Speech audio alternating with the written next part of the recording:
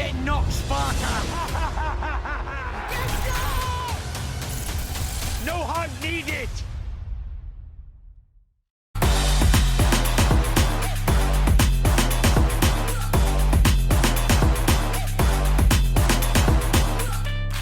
This is Umar Ahmed for IFL TV, proudly sponsored by Everlast. We're at Wembley, final press conference for Fury-Whyte. This is being recorded before the press conference, so I take it Dillian Whyte will be in attendance today, Frank? He'll be here, Umar. Unfortunately, his plane was late yesterday. He got in, and I think he went and then done an interview with Sky. Okay, fine. I saw a quote from you yesterday, Frank, that Tyson Fury is Frank Bruno, Prince Nassim Hamed and Ricky Hatton all rolled into one. So just elaborate on that quote, please. Well, he's got Ricky Hatton's following, Frank Bruno's following. I mean, fans really loved them, come out for them. You know, huge fan base, men of the people. And with Naz has got that confidence, that flamboyancy, that style of his. He's got that as well, but he's got more than all of them as far as that's concerned. As is proven by the fact that this is sold out, 94,000 people. And in terms of like Cole Frock now, aren't I? You know, we used to keep banging on about his 80,000. He sold 94,000 tickets.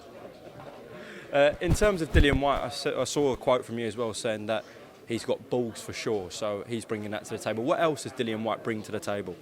Look, he's bringing to the table a lot of frustration. Obviously, he's been waiting famously 1,000 or 1,700 days for his shot at the title. He's trained hard. I'm hearing his camp's gone really well, and this is his moment. You know, he's got to seize the moment, and he's doing it in his own country, challenging him for a title against the champion who's never defended his title in his own country. So if he's ever going to do it, now's the time. But, you know, obviously Tyson feels different and I feel different about that. Frank, what was actually solved behind the scenes to get Dillian to do an interview on BT, to get him to the press conference? I know you said there's contractual obligations, but what were the conversations between you and Team Whyte? What specifically solved? Well, there were contractual problems and we had to resolve them. And, you know, we expected certain things to be done, but thankfully everybody put their sensible heads on, and we managed to get it over the line and get it done. Even though there wasn't contractual obligations from yourself, Tim, did you still have to give him a few things to get him to play ball? No, I didn't have to give him anything. It was a choice of what I choose to do. The contract was what it was, what he signed. But I want to accommodate him as much as I can, but then we need him to do what he's said in the contract. But it's all worked out now, and Jeff Bentz and I have made up. You made up? We're going ice skating together on Sunday. Honestly, though, what is the relationship with yourself and Team Whyte? I'm guessing you're not best buds, but is there a sensible conversation? With who? You and Team Whyte, whoever that is. I don't know who Team Whyte is. All I know is all I'm speaking is Jay and Jeffrey. Jay and I have done most of it behind the scenes, and we got it sorted out.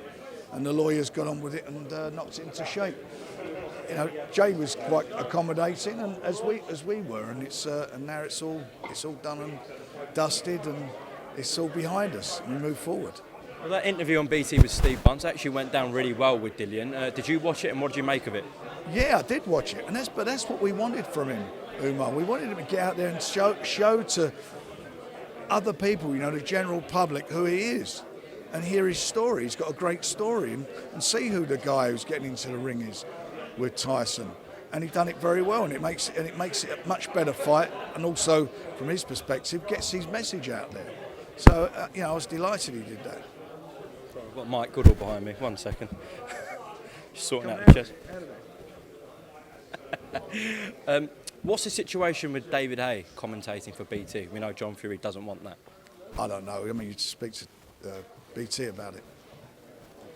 He did say that he'd speak to you about it, John Fury. Did he have a conversation with yourself? We've had a very brief conversation. I've had 10,000 things going on the last 2 weeks, and to sort out many things, as you well know. I do well know that. That stems from David Haye once again picking against Tyson Fury. What have you made of David Haye picking Dillian Whyte to win a fight? He's gone against Tyson in most of his fights. That's his choice. You know, you can say what you like. That's how he feels. That's how he feels. Coogan did an interview with Tyson Fury yesterday where he said that Joseph Parker was the standby in case Dillian pulled out. I mean, they're best pals, they've been training together. Surely that's a bit of tongue-in-cheek from Tyson. I don't know. I mean, at the end of the day, he's fighting, so we don't need a standby now. But if we had it done, there were a couple of people there ready to go. It wasn't Joseph Parker, surely, Frank. I'm not even going to go there. What did you make of Tyson Fury's shape yesterday at the workout? I thought he looked good. You know, he's obviously he's a big man, but you can tell with Tyson. You got to look at the shots he throws and look at his speed, and it looked fairly good. I mean, he just loosened up. Well, I say loosened up. He did 4 quite hard, four fast rounds, and he looked well. Looked good. And all of that workout was actually in a southpaw stance. Do you think we could see that from Tyson opening the fight up, coming out as a southpaw? Listen, you know Tyson, he's his own man. He adapts to whatever happens. But the fact is, he can fight southpaw or orthodox. That tells you the what he's got in his locker. He's got a great chin. He can punch. As you see, he can switch hit. You know, he's got a great engine. So that's why it makes you feel a little bit confident when you're with him, when you're promoting him, because he has all those things. Still adamant that he's going to retire after this fight. So have you been thinking about that fact this is the last time we could see Tyson Fury in the ring? I don't know. I haven't given it any thought, to be quite honest, Umar. If he's going to do it, he'll do it. And if he does, I'll support him. If he stays on, then great. But that'll be his choice at the end of the day. He's the guy who's getting in the ring. He's the guy who's putting it all on the line. Frank, you revealed to me yesterday that there was a hearing in terms of the situation with the WBA, Don King, Trevor Bryant, Daniel Dubois. What was the update from that hearing? Both sides gave put forward their cases, and it'll be up to the WBA to make their decision. What do you think will happen with the split, Frank? I think everybody entered into the purse bid based upon what the conditions were, and the terms and the conditions were what people bid for. You can't, if you enter into it and then you win something, and then you try and change it, you're doing it in bad faith. I know you've got a million things going on, but had any conversations with Joseph Parker about the Joe Joyce fight? Where are we with that? No, I've got to be honest, it's been quite busy this week. We've been struggling a bit.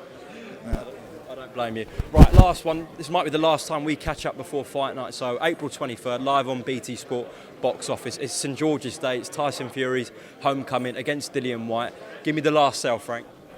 Look, you can't miss it. You've got 2 fighters in there. You've got the best heavyweight of his generation, lineal champion, he's defending his title for the first time in the UK. That is phenomenal. That's great.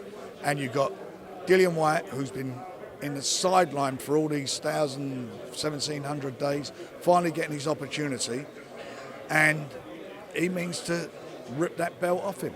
He wants it. He's trained as hard as he could possibly can.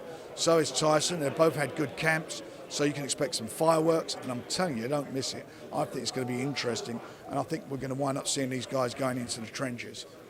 Live on BT Sport box office. Tune in. Thank you very much, Frank. Thank you. You get knocked, Sparta! No hug needed!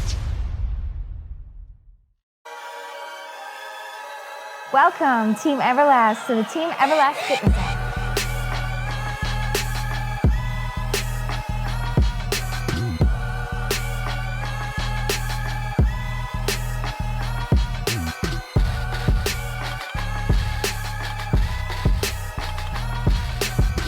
Download the Everlast Fitness app and find your greatness within.